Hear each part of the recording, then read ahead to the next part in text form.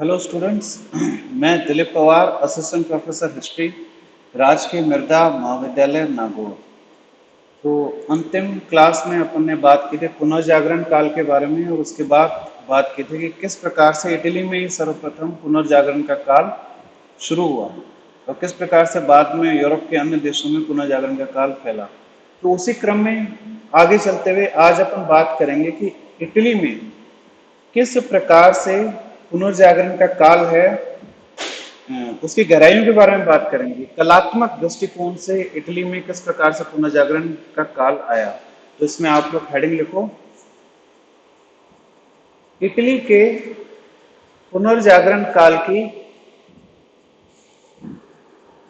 Italy के पुनर्जागरण काल की कलात्मक विशेषताएं।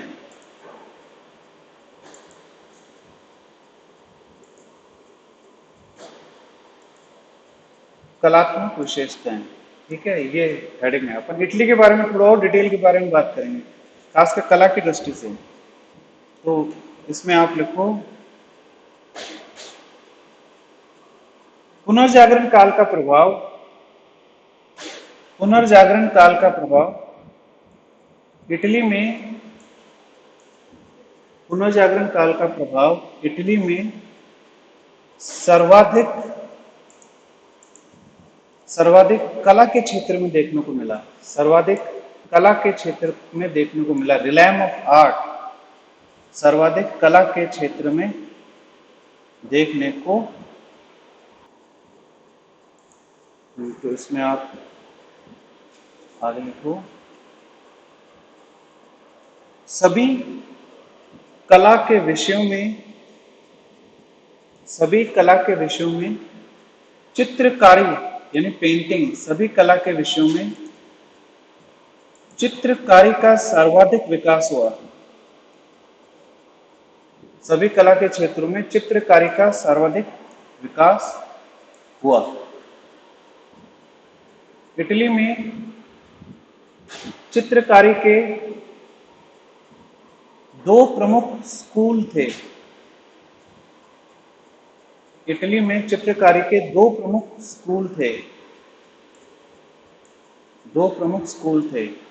पहला था, आप इंग्लिश में लिख लो, फ्लोरेंटाइन, जगह का नाम है, FL, पहला स्कूल है Florentine,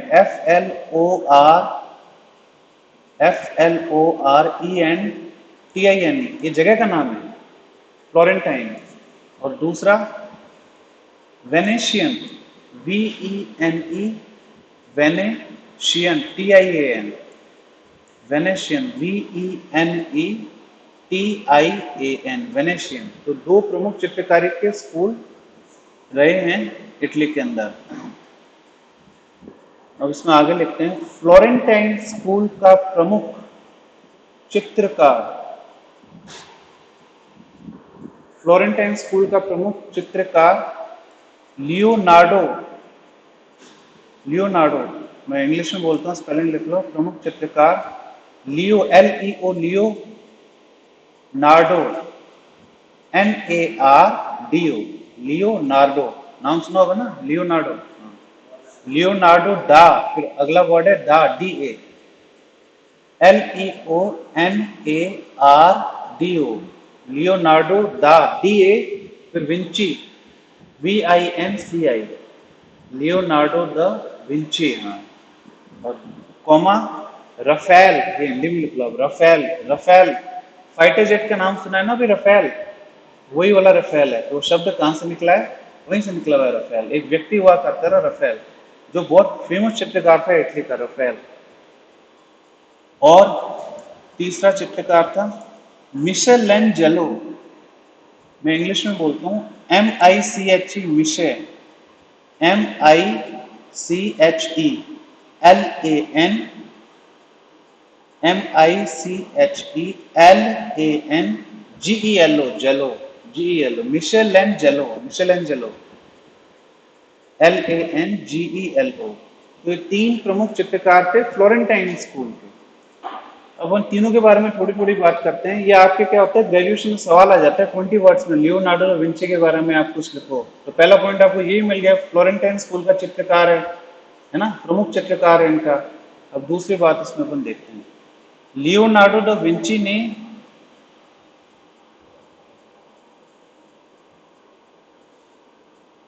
Leonardo Leonardo da Vinci ने पुनर्जागरण के काल में पुनर्जागरण के काल में एक सार्वभौमिक व्यक्ति का आदर्श रखा।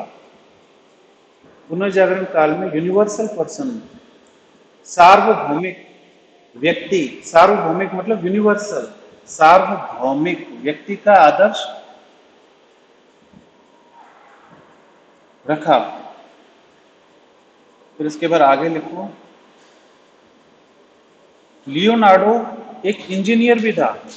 इंजीनियर, अब इसको हिंदी में लिखेंगे अभियंता, सहायक अभियंता बैठेगा नहीं, तो इसमें आप लिखो लियोनार्डो इंजीनियर भी था। इंजीनियर जानते हो ना, ENGINER, एक इंजीनियर भी था जिसने बहुत सारी आधुनिक मशीनों का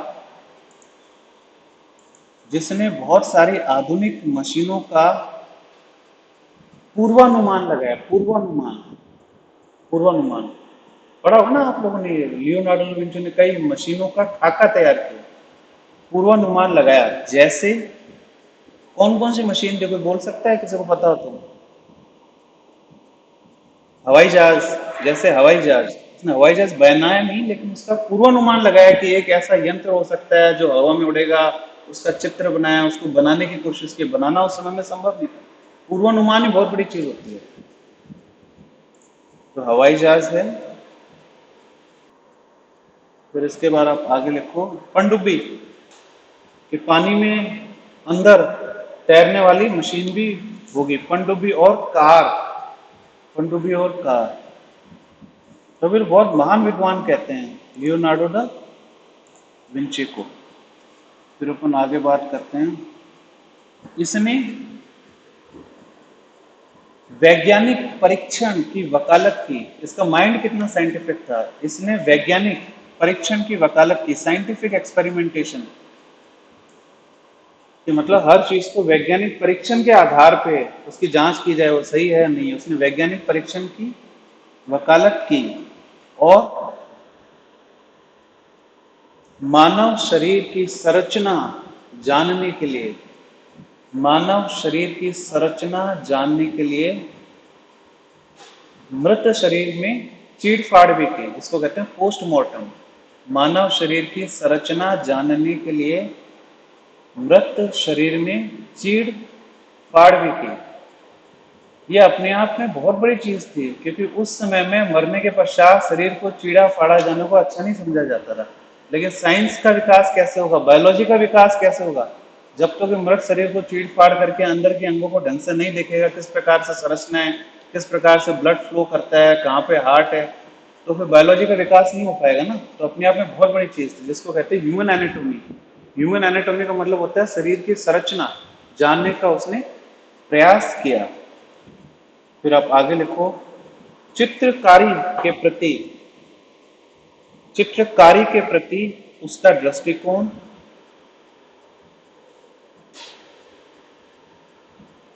चित्रकारी के प्रति उसका दृष्टिकोण प्रकृति का इमिटेशन, प्रकृति का अनुकरण करना था। प्रकृति का अनुकरण करना था, यानी उसकी चित्रकारी की जो थीम थी वो प्रकृति थी, नेचर था। वहां से उसने विषय उसको निकाली अपनी पेंटिंग की। फिर आगे लिखो, अब ये भी आपका सवाल आ जाता है कि लियोनार्डो दा विंची के दो प्रसिद्ध चित्रों के नाम लिखो। पता है कौन सा है? मोनालिसा, बिल्कुल। दूसरा द लास्ट सपर, बिल्कुल सही।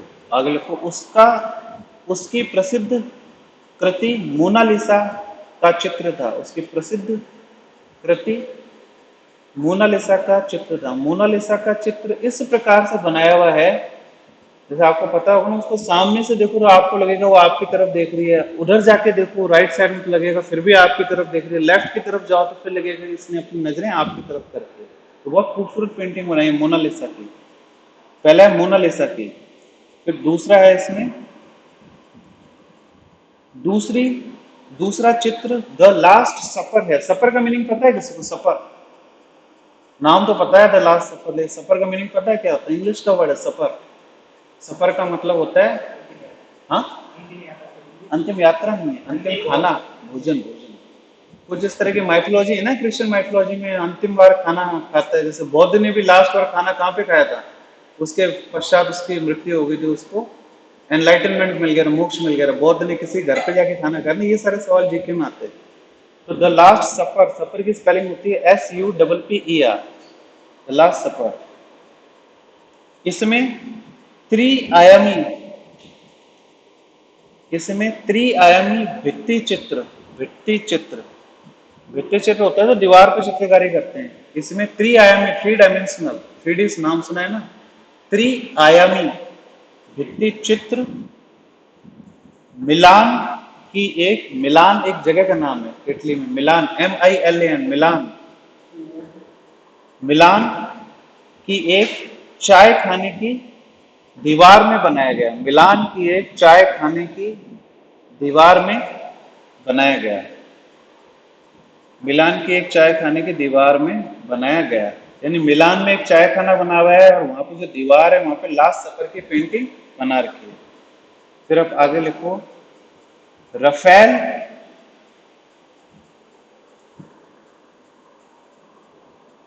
रफेल एक प्रसिद्ध स्थापत्यकार था, स्थापत्यकार। रफेल एक प्रसिद्ध स्थापत्यकार कौमा शिल्पकार, रफेल एक प्रसिद्ध स्थापत्यकार कौमा शिल्पकार था। उसने मानव शरीर की संरचना को समझकर, उसने मानव शरीर की संरचना को समझकर, ह्यूमन एनाटॉमी, एनाटॉमी, उसने मानव शरीर की संरचना को समझकर और स्थापत्य कला की बारीकियों को, और स्थापत्य कला की बारीकियों को, स्थापत्य कला की बारीकियों को सफलतापूर्वक अपनी चित्रकारी में डाला, सफलतापूर्वक अपनी चित्रकारी में डाला। इसकी फेमस पेंटिंग का क्या नाम है? रफेल की, तो लिखाते हैं। इसकी प्रसिद्ध कृति मैडोना है, मैडोना, मैडोना, इसकी प्रसिद्ध कृति मैडोना, मैडोना है, मैडोना है। और इसके द्वारा बनाए गए भित्ति चित्र, अजंता अलोरा में है ना भित्ति चित्र, इसके द्वारा बनाए हुए भित्ति चित्र, भित्ति चित्र को इंग्लिश में कहते हैं फ्रेस्को, FRESCO, फ्रेस्को। इसके द्वारा बनाए हुए भित्ति चित्र को स्कूल ऑफ एथेंस के नाम से जाना जाता है। स्कूल ऑफ एथेंस, एथेंस जगह का नाम है, एथेंस ग्रीस में, स्कूल ऑफ एथेंस के नाम से जाना जाता है, ATHENS, एथेंस। इसके द्वारा बनाए हुए भित्ति चित्र को स्कूल ऑफ एथेंस के नाम से, ATHENS, स्कूल ऑफ एथेंस के नाम से जाना जाता है। इस भित्ति चित्र में, इस भित्ति चित्र में प्लेटो, प्लेटो का नाम सुना है ना, महान विचारक है। इस भित्ति चित्र में प्लेटो कौमा अरस्तु, प्लेटो कौमा अरस्तु को अनेक दार्शनिकों के साथ दिखाया गया है। प्लेटो और अरस्तु को अनेक दार्शनिकों के साथ दिखाया गया है, अनेक दार्शनिकों के साथ दिखाया गया है। आपको पता ना, प्राचीन भारत में चंद्रगुप्त मौर्य और सेल्यूकस विक्टर के बीच में एक संधि हुई थी, अगर आपने प्राचीन भारत को ढंग से पढ़ा है तो। उस संधि की शर्त क्या थी चंद्रगुप्त मौर्य ने कहा कि मुझे आपके यहाँ पे एक दार्शनिक चाहिए। सेल्यूकस निक्टर ने मना कर दिया, हम दार्शनिक नहीं दे सकते। उसने कई और चीजें दी थी एग्रीमेंट के तहत, कई सारे ड्राई फ्रूट भिजवाए थे और भी कई सारी चीजें भिजवाई थी, क्योंकि ऐसा माना जाता है कि उस युद्ध में चंद्रगुप्त मौर्य हावी रहा था सेल्यूकस निक्टर पे। तो संधि की शर्तें भी यही बताती है कि अवश्य ही चंद्रगुप्त मौर्य की विजय हुई होगी, लेकिन दार्शनिक देने से मना कर दिया। सेल्यूकस निक्टर भी कहां से आया था? ये सिकंदर की जगह से तो आया था, ग्रीस और यूरोप में वहीं से तो आया था। तो दार्शनिक उस समाज के लिए बहुत ही महत्वपूर्ण हुआ करते थे, वैल्यूएबल हुआ करते थे, ऐसे किसी को देते नहीं थे दार्शनिक, क्योंकि विचारों को बहुत श्रेष्ठ समझा जाता था, ज्ञान को बहुत श्रेष्ठ समझा जाता था। जो दार्शनिक ये ज्ञान लोगों के बीच में बांटा करते, उनकी वैल्यू होती थी, उसकी कदर होती थी, इसलिए दार्शनिक को देने से मना ही कर दिया, आप सोच सकते हो। फिर आप इसमें आगे लिखो, मिशेल जेलो, आपने पहले लिखे ना, मिशेल जेलो, मिशेल जेलो एक चित्रकार, मिशेल जेलो एक चित्रकार, स्थापत्यकार, मूर्तिकार, ये ऑलराउंडर था पूरा। मिशेल जेलो एक स्थापत्यकार, चित्रकार, मूर्तिकार और एक कवि था, और एक कवि था।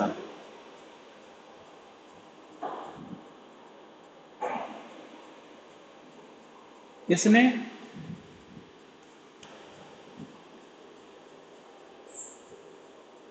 इसने मानवीय शरीर की अनुकृति को, इसने मानवीय शरीर की अनुकृति का प्रयोग, इसने मानवीय शरीर की अनुकृति का प्रयोग सार्वभौमिक विचारों और भावों, सार्वभौमिक विचारों और भावों को उत्पन्न, सार्वभौमिक विचारों और भावों को दर्शाने के लिए किया, एक्सप्रेस, दर्शाने के लिए किया, सार्वभौमिक विचारों और भावों को दर्शाने के लिए किया है। यहाँ सार्वभौमिक का मतलब क्या है? ऐसे विचार जो सब जगह पे एप्लीकेबल हो सकते हैं, दुनिया के किसी भी कोने में एप्लीकेबल हो जाएंगे, उसको यूनिवर्सल कहा जाता है, सार्वभौमिक। इसने डेविड और मोजेस, डेविड और मोजेस, MOSES, इसने डेविड और मोजेस की प्रसिद्ध मूर्तियां बनाई। इसने डेविड और मोजेस की प्रसिद्ध मूर्तियां बनाई, क्योंकि एक मूर्तिकार भी था।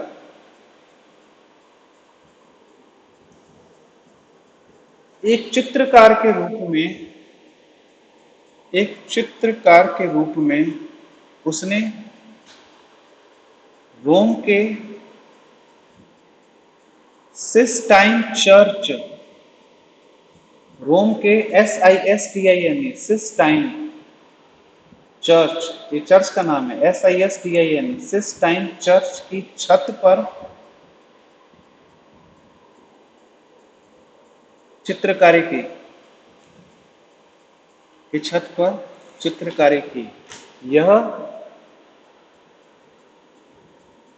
दुनिया की सबसे लंबी, यह दुनिया की सबसे लंबे भित्ति चित्रों में से एक है।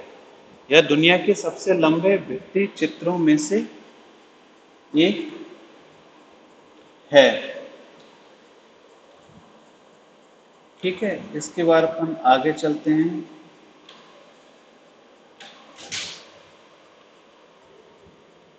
अगला प्रसिद्ध विद्वान टाइटन था। टाइटन, टाइटन घड़ियां होती है ना, तो देखो नाम कहां से निकल गए हैं, सारे वेस्टर्न नेम है, समझिए, वेस्टर्न माइथोलॉजी से निकाले हैं।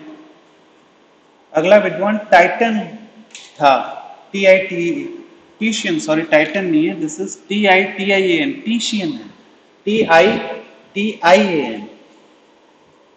TITIAN, टीशियन। अगला विद्वान टीशियन था, जिसने ऑयल पेंटिंग, ऑयल पेंटिंग होती है ना, अपन ऑयल से पेंट करते हैं, जिसने ऑयल पेंटिंग और पोर्ट्रेट, यानी चेहरे के चित्र, चेहरे के चित्र बनाने में श्रेष्ठता हासिल की। ऑयल पेंटिंग और चेहरे के चित्र बनाने में श्रेष्ठता हासिल की। अभी जहांगीर के समय में भी एक चित्रकार हुआ करता था जो फेमस था चेहरे बनाने के लिए, पोर्ट्रेट कहते हैं उसको अंग्रेजी में, पोर्ट्रेट मतलब फेस, चेहरा बनाने के लिए फेमस था। यह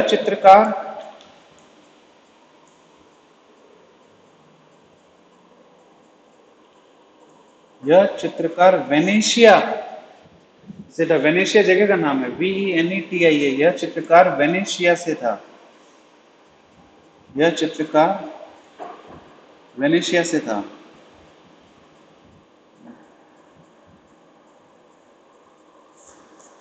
अब आप लिखो इसमें, वेनेशिया के चित्रकार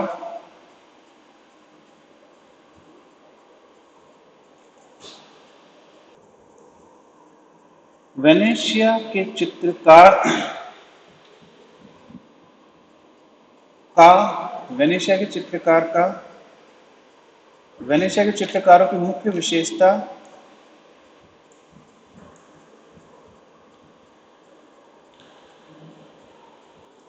वेनेशिया के चित्रकारों ने आध्यात्म पर कम ध्यान दिया।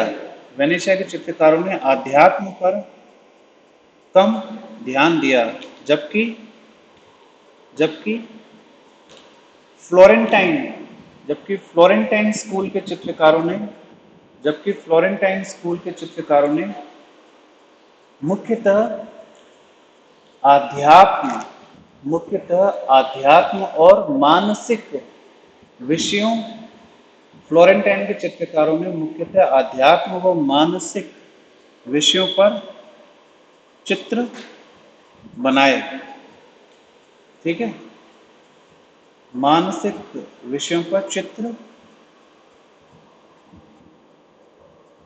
बनाए। फिर इसमें आप लास्ट लाइन लिख दो आगे। पुनर्जागरण काल का स्थापत्य काल पुनर्जागरण काल का स्थापत्य काल पुनर्जागरण काल का